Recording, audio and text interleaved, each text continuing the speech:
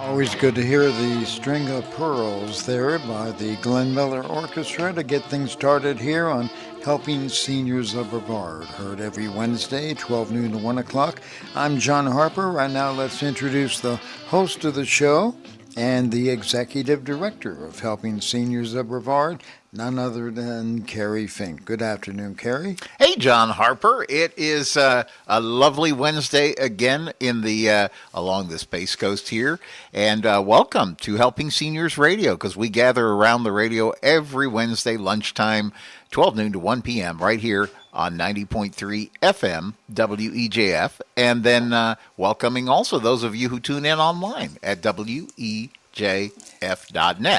And also those of you who will catch this podcast later, because we make sure each broadcast goes out as a podcast on basically every place you get podcasts. So that's everything from iHeartRadio to Apple iTunes and on down the line. And what we find is a lot of people will grab a hold of these resources as they run into things that they need. And so one of the things that I'm really excited to do as we approach Christmas Day coming up on Sunday, the 25th, and then we are headed 1 week from there into a brand new year. Hard to imagine it is actually 2024 is right around the corner. And so it's a great moment for us to kind of recap some of the things that have happened along the way in 2023 that have been actually very, very positive developments for the Helping Seniors organization, and then some of the exciting things that are coming up in 2024. So with that, I get to turn the tables and introduce one of my favorite radio guys here on the Space Coast, who is actually our guest for today. He's always quietly behind the microphone, making sure all the broadcasts go well. But you know his name, you know his contributions. He is a really, I would call you, I smile now because whenever they talk about legendary figures, I think of the Santa Claus movie and they start talking about Easter Bunny and all these other folks.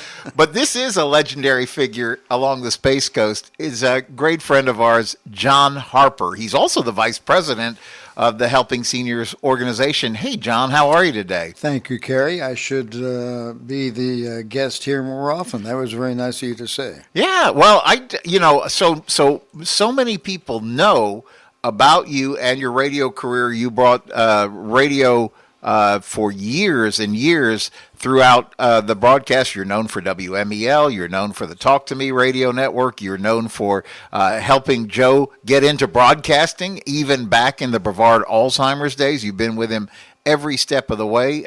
Here we go. We're 13 years into Helping Seniors of Brevard, which is what we're actually going to talk a little bit about today. But I think you're like the unsung hero, John.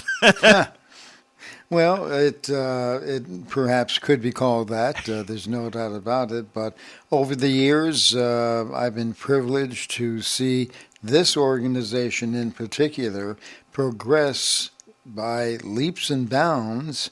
And now over the past couple of years, with you as executive director here, along with Joe Steckler as the founder and president of the organization. The organization is poised, I think, for 2024, Kerry, to do some great things here on the Space Coast. Yeah, it's very exciting. And so I thought we'd kind of like break the show into two parts. I thought the first part of this, let's go a little bit down memory lane, because if you're not willing to look at kind of like the foundational steps, you won't get where we're going in the next year. And I really want to take it all the way back, John, because you as a very successful broadcaster, I still love to tell the story about the famous people that you've helped along the way, one of which we were talking about, Santa Claus the movie, and just share that story. Because what you may not know about John Harper, you know him as a fixture for radio here in along the Space Coast for decades, but you don't know, what you may not know is that he was like totally nationwide with some of the biggest radio stations and helping some really important people get their careers off the ground, John. Well, it goes way back, Kerry, to WKAT in Miami Beach, where I started in talk radio. I had come back from Vietnam. This was in 1972. And within, I think, probably 1 month, I was working at WKAT in Miami Beach, and I got a call one Saturday afternoon saying, "Can you be down here tonight to interview and probably go to work?" And of course I said, "Yes, what time you want me there?" And I got into my little Volkswagen Carmen Ghia, and I headed on down to Miami.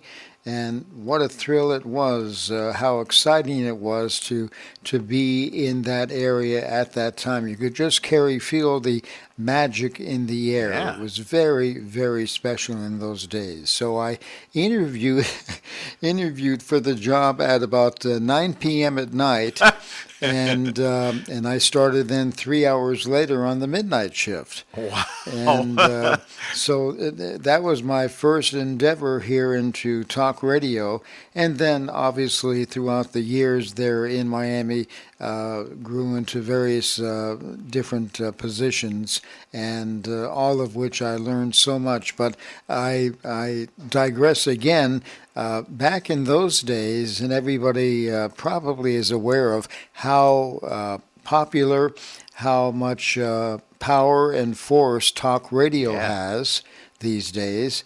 Back then, talk radio existed, Kerry, in about 5 stations throughout the country. Wow, did not know. 5 stations. One of the reasons, and if I can remember in a moment the stations, I'll tell you, some of them are well known.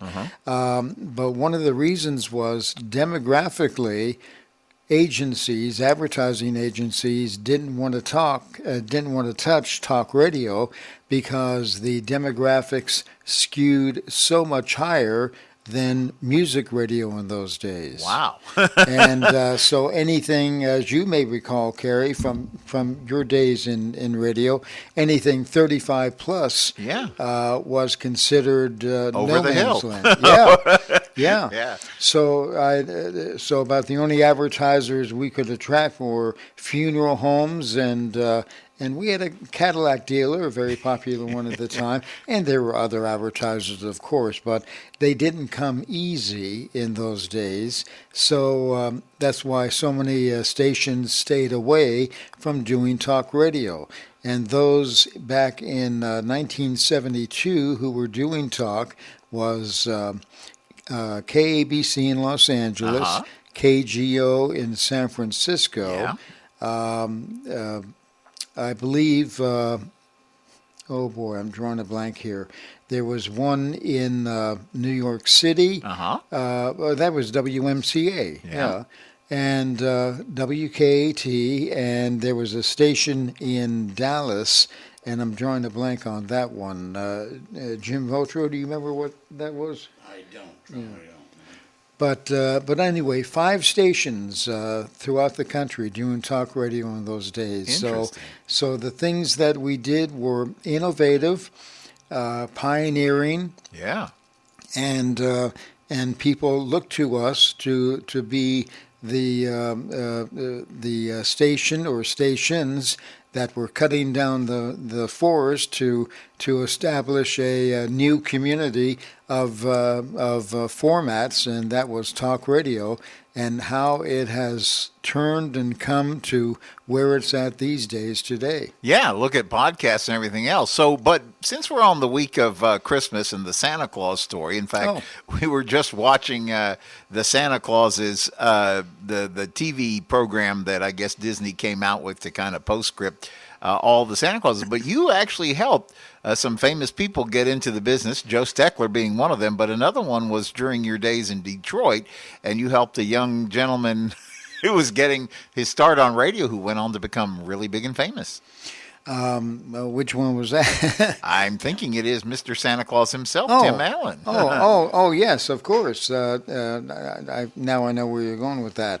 Yeah, there was a gentleman named Tim Allen who would do shtick for our morning drive program in Detroit at WXYZ. And Tim Allen was good at doing different voices and things like that. Very creative guy.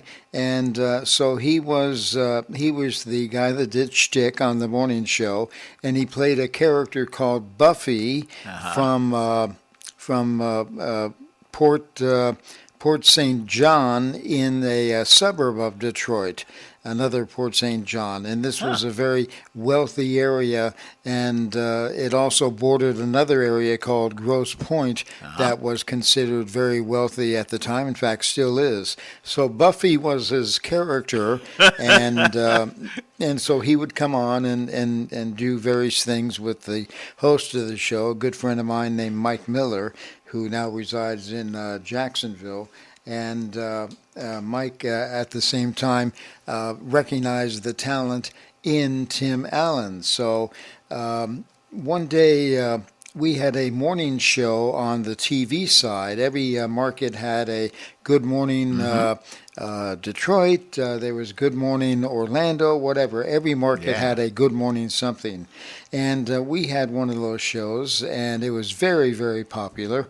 And Mike Miller was hosting at the time that particular show in place of the two hosts who were married, and they hosted the show. I believe the show aired at 9 to 10 a.m.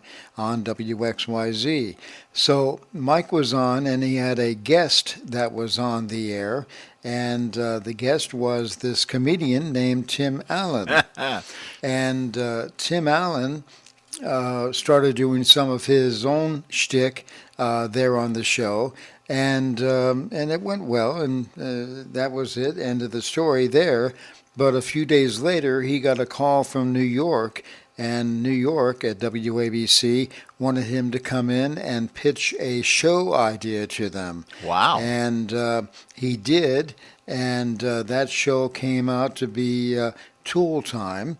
And that's where it all started in Detroit at WXYZ. And perhaps a interesting P.S. to that story, Tim at the time was really struggling. And he was having a rough go of it. And so one day he asked me, John, can you loan me $50? And so I did, no problem. And he said, I'll pay you back. Well, I'm still waiting for Tim to pay me back. Wow. But every time I see him, I think of that. Well, he goes on, and now he's been Santa Claus for all these years and so many things. But another famous person that you got started in radio is our own local hero, talking about Joe Steckler, who today is celebrating his 90th birthday. Can you imagine? And that is fantastic. I'm thrilled for Joe, and what a visionary he has been here on the Space Coast for many different organizations that he has either started or been involved with. But Helping Seniors of Brevard, he started that all on his own. That was 13 years ago. Yes, it was. and Joe has just paved a path on that where I think other organizations in the country look at him as to what they should or should not be doing with their various organizations. So he's done a great job, great role model, great leader. Yes. And again, I think the best word to term on that is a visionary. What you're saying is so true. I always explain the story like this. Joe is the Navy captain who used to drive submarines all over the world under the waters, and then eventually kept growing in ranks in the Navy. So he retires as a captain in the Navy, and he and his lovely wife Terry decide they're going to retire near the Air Force Base, now Space Force Base here in Satellite Beach. And Joe can't stay retired, so he gets involved, starts building up Brevard Alzheimer's Foundation, which, as you know, is such an important service. They built those daycare centers, the adult daycare centers called Joe's Clubs, which are named after Joe to this very day. And then when Joe had finished all that, retired from that, he couldn't stay retired. I remember meeting him, and he was saying, Kerry, he said, I want to do some of the same media kind of outreach that I did in Brevard Alzheimer's. I want to do that in this new organization, Helping Seniors. He said, because what we've learned along the way is that many seniors are absolutely fine cognitively, but are facing all kinds of other challenges. And so we got to address all parts of the aging equation. And so he really wanted to create that. So now for 13 years, we've operated the county senior information helpline. We've served more than 5,450 calls last year. And the number of calls keep growing. That's that free call to 321-473-7770. I'll say that again if you wanted to grab a pencil and jot it down, 321-473-7770. And Nancy Deerdorf, who, like you, John, goes all the way back with Joe back into Brevard Alzheimer's days, 33 years registered nurse experience. She's kind of in charge of that, together with some help from Karen Warnland. They manage all the calls and are very diligent about trying to, respond with a constructive point of view to make a difference. And so along the way, John, a lot of people say, well, is that like calling a referral number like 211, which is a fine service? But we say on a good day, it would be like calling 211 because you get a number and you go on your way. But it never is that simple. In fact, we discovered with those 5,450 calls last year that it takes on average 7.2 calls back and forth to try to make a difference that is going to be a success for that senior, that family member, that friend or loved one of a senior, to make that difference. And that was the vision that Joe had for helping seniors off the ground. But the other half of it was doing just what we're doing today, which is getting information out to the public. Joe always talks about it being called making an aging plan. And I would imagine, John, he probably talked a lot about that, even going back to Brevard Alzheimer's. He said, you got to have a roadmap for where you're going. Well, he sure did, and that is exactly the path that he took. Many of the things that he did so successfully at the Brevard Alzheimer's Association, developing the Joe's Club, and everything else that went on at the Brevard Alzheimer's Association. But Joe then, I think, decided to write his own book, so to speak, on starting organizations and what you need to do and how to do it. He had the training, he had the skills, and it's just been incredible to be here and watch what he's been able to do. Yeah. And he's quite a leader, quite a motivator, and people really have come to respect him, trust him, and he's gained the confidence of, I think, just about everybody in the community. Yeah, Joe is such a straight shooter. He has always operated everything. He's never taken a dime from the Helping Seniors organization ever. It's been entirely a labor of love. Their seniors have no better friend and advocate in the Helping Seniors world than Joe Steckler, because, as you know, he's constantly publishing articles, trying to get people to understand the aging process, and he's always advocating for seniors. He does columns in everything from Hometown News to Ebony News Today to Aldea Today to even the Tattler and Barefoot Bay, and he, over the years, he's contributed articles into Florida Today. In fact, Florida Today named him as one of the 3 finalists for the Volunteer of the Year award just a week or so back here in Melbourne, because they look at everybody doing good work in the community. And they came out and did all these video interviews and took down Joe's whole history and honored him and recognized him as one of 3 people selected as a finalist in that. So that was pretty exciting, and I think very, very well deserved for Joe. But then on top of that, Joe has always been on the TV. He's always been on the radio. That was the story, just briefly, I wanted to have you share, was how you got Joe into radio. Because I remember him, you said he walked into the radio station. Yeah. Well, it was actually before WMEL. I'm getting all my stations mixed up here. But before we put WMEL back on the air, this was in the early 90s, specifically 1992. And I was getting the radio station ready, getting it fixed up. It had been off the air for a couple of years, so I was painting the rooms and I was wearing dirty jeans and ragged T-shirts, things like that. It was a hot summer afternoon. I think it was in July. We went on the air in September, but we went on the air in in September. But Joe came in while I was doing this handyman job, and really hot and sweaty. And Joe said, "I'm looking for the manager or the owner of the radio station. I'd like to talk to him." And I said, "Well, you're talking to him." And he said, "You're the manager?" And I said, "Yeah, and owner." And he said, "Well, that's great. I'm glad to see you really getting your hands, so to speak, dirty and pitching in and making things happen." He said, "That's my kind of guy." And I said, "Okay, well, I'm here to help you out." And that's when he explained to me what his plans were. And back in those days, Joe had run very successfully with the Brevard Alzheimer's Association, big yearly auctions in which he raised a lot of money for the organization's artwork, especially with the theme of artwork and carpets, expensive carpets. And so I helped him. Well, I didn't really do anything except run public service announcements, but he was very appreciative at the time, and then invited me to this new organization in which he said, "John, I'd like to have you come and be on the first board of directors with Helping Seniors of Brevard." So I remember our very first meeting, and we all kind of looked around and, okay, what are we doing here and what's going to happen? And even Dr. Lee Sheldon was there with me.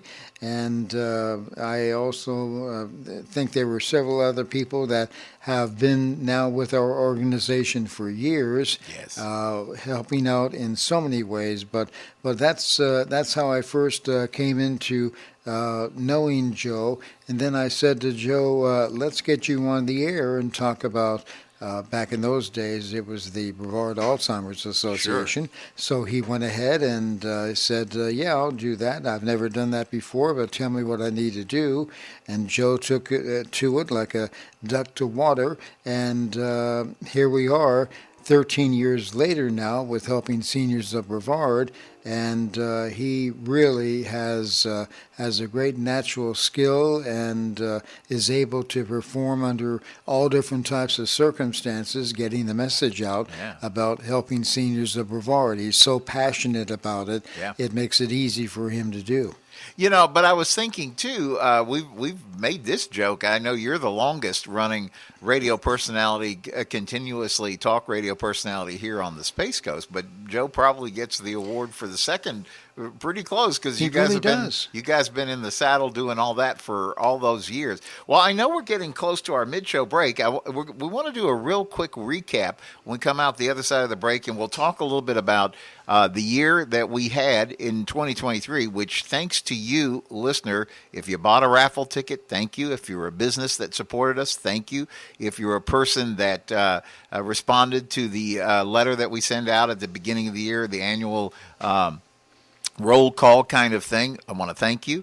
If you came on a cruise with us, I want to thank you. If you called the helpline and needed help, we want to thank you. It sounds like Sam and Dave. I want to help you. So we're going to talk a little bit about a recap, and then we're going to talk about some really exciting things that are coming up in the new year, John. It's going to be a tremendous year, and we're really well positioned to do a lot of good in the community, and that is certainly our prayer. So we'll see you for the second half of Helping Seniors Radio in just a moment. 12:32 in the afternoon now, here on 90.3 FM. You're listening to Helping Seniors of Brevard with your host and executive director of the organization, Helping Seniors of Brevard, Kerry Fink. Thank you, John Harper, and thank you for kindly sharing some of your story as well. Welcome back. I've got another good one. Oh, good. Let's go for it. We were talking about Tim Allen and his role as Santa. Well, there's another movie that is being played. It's been played, I think, since Thanksgiving, and you'll see it heavily now over the next couple of days through Christmas Day on Sunday, and that is a movie that was created. I'll give you the background on this. When I was in Miami at WKAT, there was a host that we had at WKAT named Gene Shepard. Oh, and you remember Gene? I know where this is going. That's Yeah. awesome. And Gene would be doing his show in the studio next to me. I was running the control board for Gene Shepard, and I noticed that Gene was constantly writing little notes on 3x5 cards throughout the show during the breaks and things like that. And he was doing this for quite some time. And so one day I asked Gene, I said, "What exactly are those notes that you're writing?" And he said, "Oh, it's just some movie idea that I've got in mind. Wow. And I'm just writing down some notes and things that come to my mind, and we'll see if it ever goes anywhere. But I really don't think it will. But nonetheless, I've got the notes to fall back on and maybe someday write a book on it or something like that." Well, that someday has come around, and several years ago, a very popular movie was produced, and Gene Shepard was the narrator of that movie, and that's called The Christmas Story. And Gene Shepard has just done magnificent things with that movie over the years. Everybody knows it. It's played, as I said at the outset of this, almost, it seems like 24/7. Round the clock. Yeah. There's a Christmas Story station. Yeah. But that's Gene Shepard, the person who wrote it, the talk show host that I was talking about, and he's the narrator of it. Does a fabulous job. Yeah. He has a great voice. He sounds like our own Jim Veltro a little bit. Yeah. And He's shaking his head.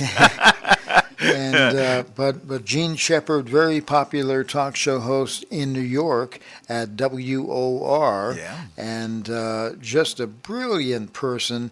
And like I said, on these little 3x5 cards, he was coming up with a rough draft of the Christmas Story. Ralphie and his Red That's Ryder BB gun. That's right. You know, it was funny. I digress, but I mean, it was funny because we finally saw the. I think it's called A Christmas Story, and they're all grown up, all the kids, and it's absolutely well done. They said that the gentleman who played Ralphie in the original really wanted to keep it true to the spirit of what they had done with that first movie. And so we got a chance to see it. It was a lot of fun. It's out there. You Google around and you can find it.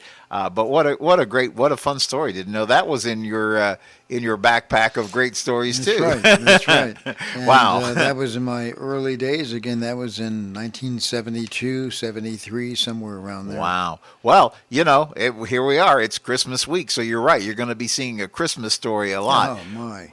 Well, I wanted to circle back and give a little bit of the kind of like maybe a year-end report on the things that Helping Seniors has accomplished, and kind of do a synopsis of that, because we're really excited about where things are going. I always like to tell folks, John, that as a nonprofit, from the outside looking in, folks just assume there's all kinds of government grants and things that make it easy for nonprofits, and the story is absolutely the opposite. In fact, when you're talking about the heroics of our president and founder, Joe Steckler, one of the most heroic things is just the sheer willpower it takes to keep it all moving. Because if people don't help you and you don't come up with creative ways to have them help you, you're not going to be able to stay in business to do the charity work that you hope to and set out to do.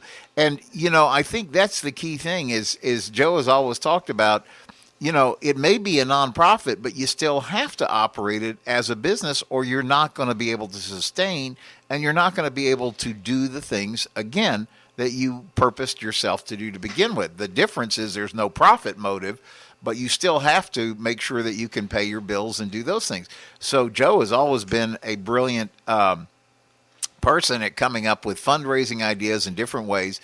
And years ago, when he began Helping Seniors, he looked at a couple of things. He said, we need to get support from local businesses who share the vision of doing the right thing for seniors. So we've always, from day one, had sponsors who come along, businesses who support the work of helping seniors, organizations that get behind the work of helping seniors.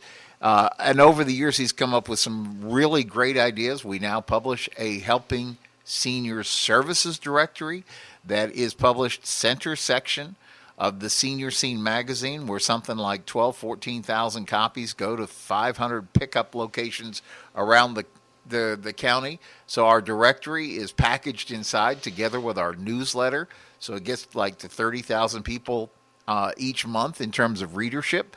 And those yellow pages, 12 pages in the center section of that, carry not only information that's valuable for seniors and those who love them to help them navigate the things and become educated about the things that will save them time, money, and aggravation as they're aging, but also we have that senior directory in there. And Joe said that's a great way for businesses to help support the work of helping seniors. So one large part of what Nancy Deerdorf does is talk with businesses and organizations, and they say, I want to support the work. And then they find out it's probably not a bad place to actually generate some awareness and the fact that they are seeking to serve seniors with excellence in our marketplace. But Joe, also over the years, he was very serious about, as you know, John, about getting the radio and the television part of this off the ground, because what we always collectively have felt is people will call us with things that they need help with on that senior info helpline, that free call. I'm going to say that number if you want to grab a pencil and jot it down, 321-473-7770. Again, 321-473-7770. But through the process of answering thousands and over the years now, tens of thousands of calls, what we have discovered is that there are things that people will benefit from. Joe calls it making an aging plan. We here in Florida, we understand a hurricane plan. Doesn't mean you want a hurricane. It just means you want to be prepared. And that's the point of an aging plan. You want to be prepared for the things that might run ahead. Because I can tell you, and John, you've witnessed it too, when you're in a crisis situation, it could be a health, it could be a financial, it could be any kind of a crisis situation. There's two things. You're trying to make big decisions under high stress, and your options are limited because there's some sort of a time deadline that is pushing you to have to make these high stress decisions. And Joe's point about this aging plan is, if you can just relax that pressure, look at some of these things ahead of time, make wise plans, like if this were to happen, this is how I want to respond to it. Then you've got many options. And John, you've been here with Bill Johnson, elder law attorney, board certified elder law attorney.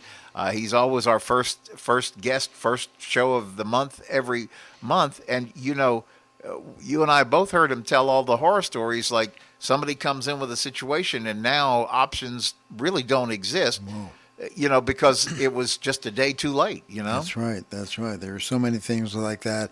But also that's why it's important to have this show, Kerry, Fink, because you bring each week to the microphones and to our community so many different people who are out there that many listeners may not be aware of that can help them in so many different ways. Again, Bill Johnson is certainly one of them.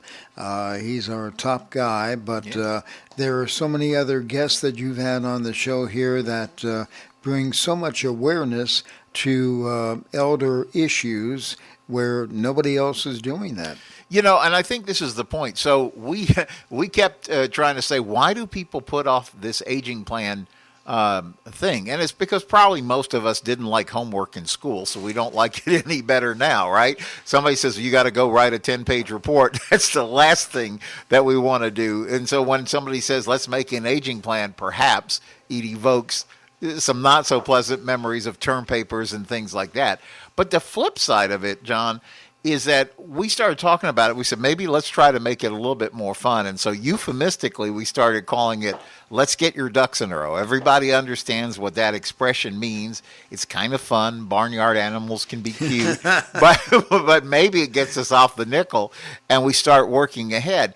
And so, John, as we've been going, we picked up that theme maybe like 2 or 3 years ago. And as we've been going along, the very next thing, I call it corollary number 1, that we learned to let's get your ducks in a row. We said, let's be wise. Don't try this on your own. So there's so many options that exist for you these days out on the internet. You can search yourself and become more confused. Worse yet, we all know that everything you read on the internet is true, so you're getting good advice every time you do an internet search, right? Absolutely. But the point that we've talked about so often, and this is a core point that Joe has talked about, is you need to get off the internet, and you also need to not call those 800 numbers that you see so often on television, right? You see somebody that you really admired from whatever role they played on TV, and now they're telling you, I don't know, about a reverse mortgage. They're telling you about which Medicare you should have. Maybe they're going to come back and tell you about what assisted living is best for you, and so you dial that 800 number and you talk to somebody in Des Moines, Iowa, and they're looking at a computer screen the same as you might be doing and trying to tell you, oh, that looks like it's close to you. And the point of Helping Seniors and the group that is assembled and supports us in our work, they're 100% local.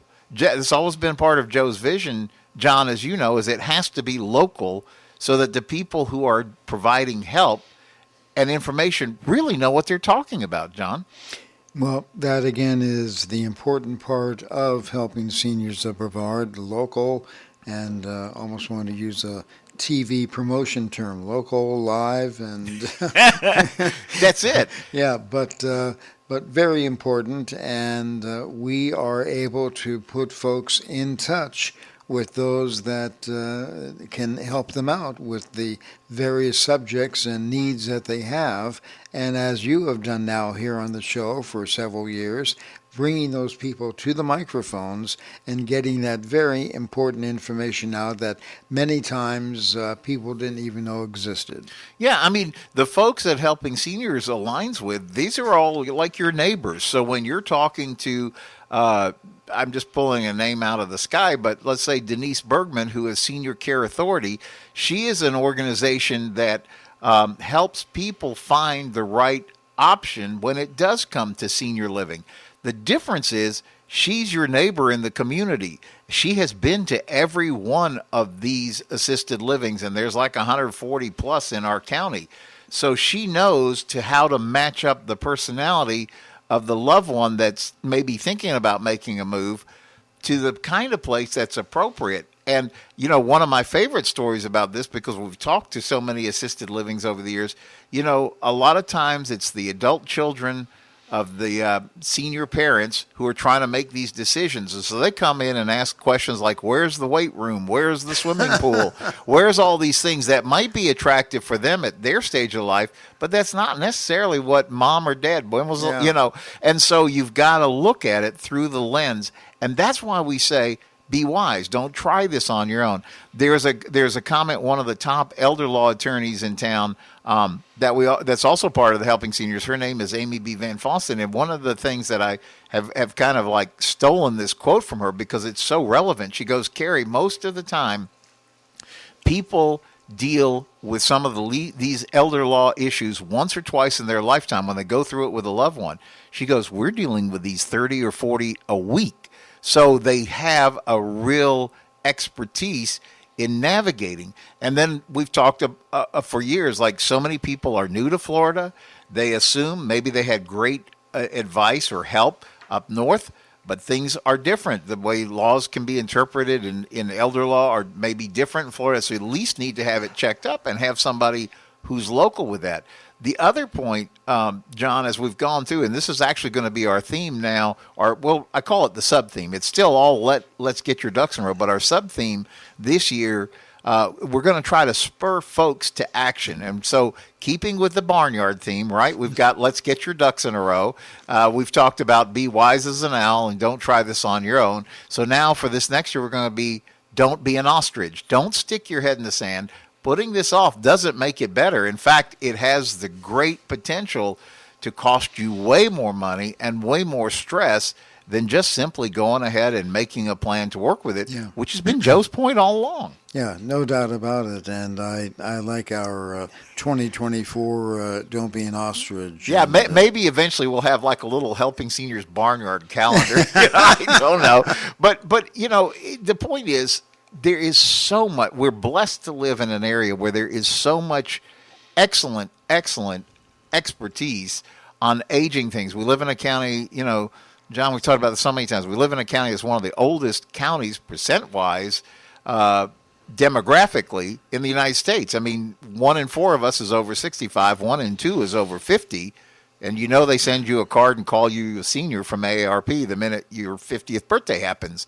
So there's so many seniors in our county, but there's so many good resources, but you got to know where to go to find them. Yeah, and again, that's the whole point that we've been talking about here during the hour, as far as this particular show is able to bring those people who are in the know and can give that information to our listeners on the various problems, wants, and needs that they may have, and we're able to help out in that regard to get them in the right direction. Yeah, and so to that, some of the things that are coming up in 2024, one of the big accomplishments that really kind of helps kick off something that Joe had always envisioned from day one, and that is the Senior Resource Center of Brevard. So that's that 5,600 square foot facility that Joe called all his friends, and he found Dr. Craig DeLegdish of Omni Healthcare, and he said, I want to help you get this established. I have some space in my building, and I will help you guys get this thing rolling. And so now they're taking over step by step the second floor of the Omni Healthcare Professional Tower. It's that beautiful building right there on Apollo Drive on the medical campus in downtown Melbourne, just like a couple blocks from the hospital. And so you're going to be over there a lot anyway, maybe with different appointments and well checks and things like that. So we're right there. And one of the things that we decided to do, John, next year is to put together a wellness series.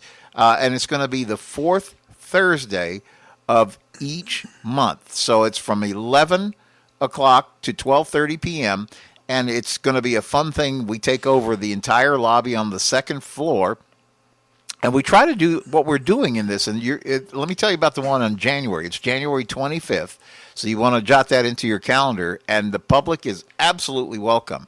But what we've done is we've talked to our friends who do a program called Dementia Live, and what that is probably something that you might be familiar with from Joe's early work with the Brevard Alzheimer's. This is where they try to get caregivers and people who are helping folks with dementia or Alzheimer's to give them a kind of a simulated experience of what it must be like for the person that's actually trying to make a dementia journey, if you will. So they have like special glasses, they have headphones, they have all kinds of things. And the idea is it's very eye-opening for you to get a sense of what and it helps you to build patience with those people that you are that are in your life that may be suffering through that. So they're going to bring that whole presentation, Dementia Live. It's kind of interactive, whether you participate directly or you just watch and listen to the people who do. It's very revelational. They came out and did this for the Brevard Commission on Aging, and it really woke all of us up. But also Deidre Schubert, who is with she's known for her work with Brevard Alzheimer's. She's now with a group called MIM Research. They're doing a lot of groundbreaking research on Alzheimer's. There's a lot of promise in some of the clinical trials that they're doing. She's going to give us an update about that during that same meeting. And then on top of that, we have a presentation from our friends at Care Plus Health Plans that, since it's going to be the new year and we've all made our resolutions, and it's called Aging Healthy. So they're going to give us a presentation, and we always have nice snacks and things, and it's absolutely free. So you just call Nancy or Karen at 321-473-7770. Put down on RSVP so they know how many snacks to plan. Or you can always find this information at Helping Seniors of Brevard.org. Our Facebook page is another good place to find it, Helping Seniors of Brevard. Like and share that page. And again, that's some of the stuff that we're looking forward to, John, as we go into the next year to keep this education program. So we're inbound, taking those calls, but also outbound, trying to get as much information into the hands of seniors and their families that will make a difference. You mentioned earlier, Kerry, Fink, about Joe Steckler when he started the organization and attempting to create the awareness and what it takes to develop an organization like this from the first brick in the building, so to speak.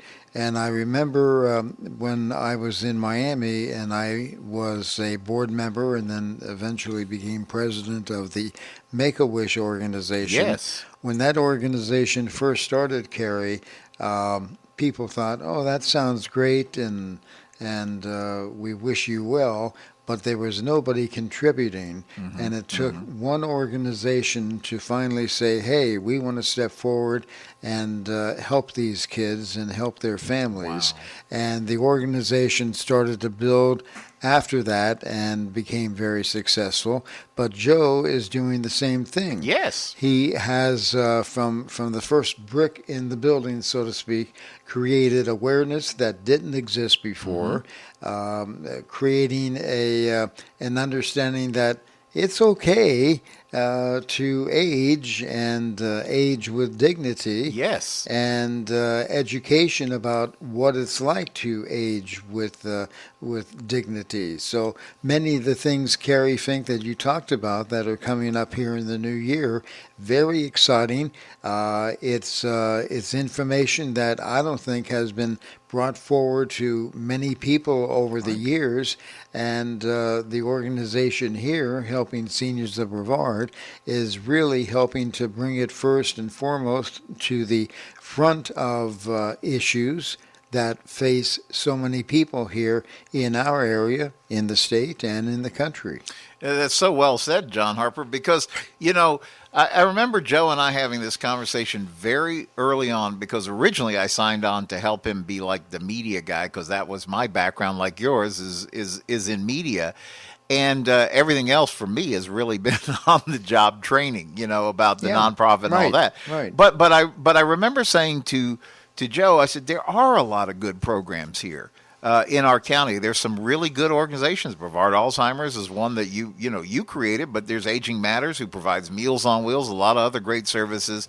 And I said, our role here is to complete, not compete, because quite frankly, what we discover day in and day out is so many people don't know where to call. I am literally used to be surprised, not so surprised anymore, that we actually get calls from people who didn't know such a program as Meals on Wheels existed. Exactly. And so if you don't know a program could be there to help you, it's of no value to you. And so we talk about this a lot.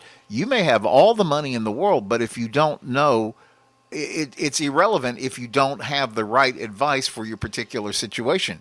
Conversely, if you don't have all the money in the world, it even becomes that much more desperate that you find a workable solution for what you're, trying to get through. And so again, that's the role of Helping Seniors, is to find a way to somehow make things better. And I always said this to Joe also from day one. It surprises me how I call ourselves a little engine that could. Somehow, the fact that that our team has really tried to develop expertise, who you call in a given situation, that is so valuable to a caller that is like stuck. And sometimes it's just that one little helpful, friendly push that gets your car rolling again, and you're back on the road, And again, as you've been saying, Kerry, Fink, that really is the whole purpose of what we try to do at Helping Seniors of Brevard. And that education process, making people familiar with what is out there, what other helpful organizations exist, what you should be doing in various legal situations. Yes. You've brought so many people on board in the health field and what they can be doing that many are not aware of. That's why every week people have got to be tuning in to this show every Wednesday, 12 to 1, because it isn't just a lot of talking. There's a lot of action behind the guests that you bring on board. A lot of thought went into each guest and how they can contribute to the show, and ultimately how people listening to the show can get much needed information. That's so well put, John Harper. Well, thank you for guesting with us. I mean, you're kind of like always the unsung hero behind everything, behind the radio, behind keeping everything going with Helping Seniors. You've served alongside with Joe as vice president since the get-go.